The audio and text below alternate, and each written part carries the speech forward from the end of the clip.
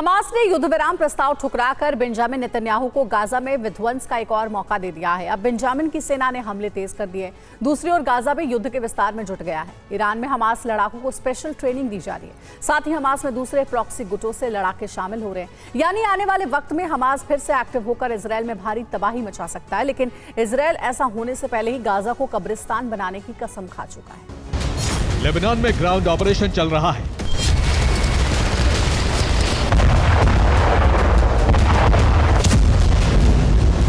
अब सीरिया में भी इजरायल ने मोर्चा खोल दिया है।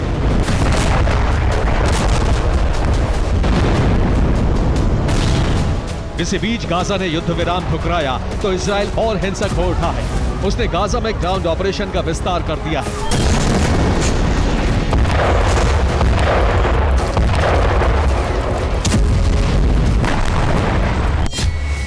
ये गाजा के जबालिया की तस्वीरें हैं, जहां आईडीएफ ने भारी तबाही मचाई है। आईडीएफ की 162वीं डिवीजन ने मोर्चा संभाला और कई इमारतों को निशाना बनाया। टैंक और आर्टिलरी व्हीकल लेकर उन इलाकों में सैनिक जा घुसे जहां हमास लड़ाके छुपे थे। फिर वहां ताबड़तोड़ हमले कर डाले।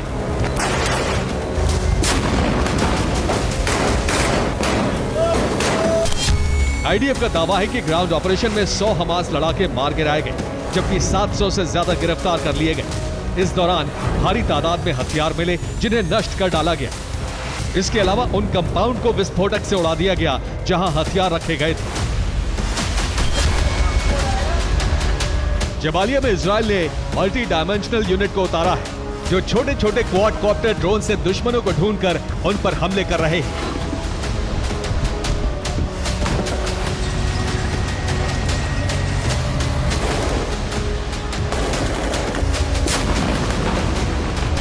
पेंटागन की रिपोर्ट है कि हमास अब नए लड़ाकों को ट्रेनिंग दे रहा है, जिन्हें हथियार बनाने और उन्हें चलाने की ट्रेनिंग के लिए ईरान भेजा है, जहां आईआरजीसी के वॉर सेंटर में उन्हें ट्रेनिंग दी जा रही है।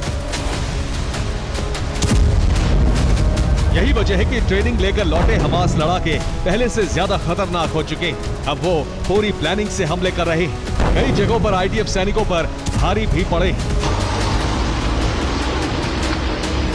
ये तुलकारम से आया वीडियो है, जिसमें देखिए कैसे T9 बुलडोजर को हमले में उड़ा दिया गया।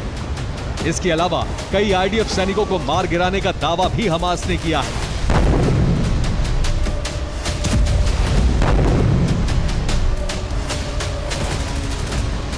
इस दौरान दावा किया गया है कि इजरायल के ऑपरेशन में 55,000 लोगों को सुरक्षित कैंप में पहुंचाया गया है। हालांकि कई लोग आईडीएफ के हमले में घायल भी हो गए, जिन्हें अस्पताल ले जाने में रेड क्रॉस कर्मी जुटे रहे।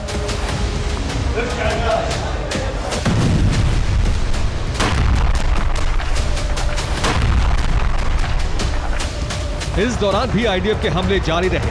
आईडीएफ ने कहा है कि उसने पिछले 1 महीने में 100 से ज्यादा हमास लड़ाकों को मार गिराया है, जबकि सैकड़ों लड़ाके पकड़े, जिनमें से कई लड़ाकों को ईरान में ट्रेनिंग मिली है। यानी अब हमास फिर से एक्टिव होकर इजरायल पर हमले कर रहा है।